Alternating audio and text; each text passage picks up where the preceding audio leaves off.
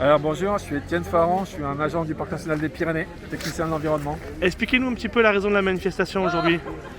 Alors là aujourd'hui on est venu sur le marché de Tarbes pour essayer de partager notre inquiétude et notre colère vis-à-vis du fait qu'on perd de plus en plus de postes. On a toujours les mêmes missions, elles sont toujours aussi importantes je pense pour essayer de concilier l'activité humaine et la protection de l'environnement. Et voilà quoi, et on n'a plus les moyens de le faire. Petit à petit, le gouvernement nous coupe nos moyens. Depuis 10 ans, on a perdu un poste sur 5. Il y a de plus en plus de parcs nationaux, vous nous expliquez. Mais oui, ça se fait parce qu'on crée des nouveaux parcs, et il y en a besoin, mais on pique des bonhommes dans les parcs existants. Donc le gouvernement peut dire qu'il y a toujours autant d'agents dans les parcs nationaux, mais en fait, voilà, il y en a de moins en moins dans les parcs qui étaient déjà là, quoi.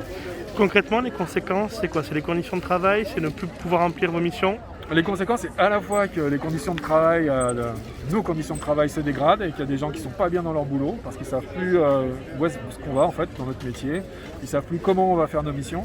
Et puis l'autre conséquence qui est très désagréable, c'est que on lâche des missions, quoi. On lâche des choses qui sont importantes, on pense, comme accueillir des scolaires de Tarbes pour leur faire visiter la zone protégée par exemple, des choses qu'on faisait avant.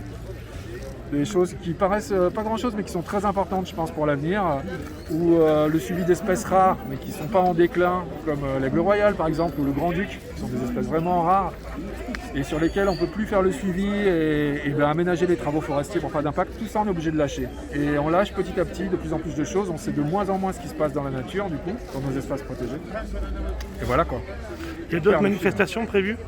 On espère, on va voir suivant les réponses qu'on va obtenir auprès de la préfecture et puis du gouvernement aussi, parce que c'est eux derrière.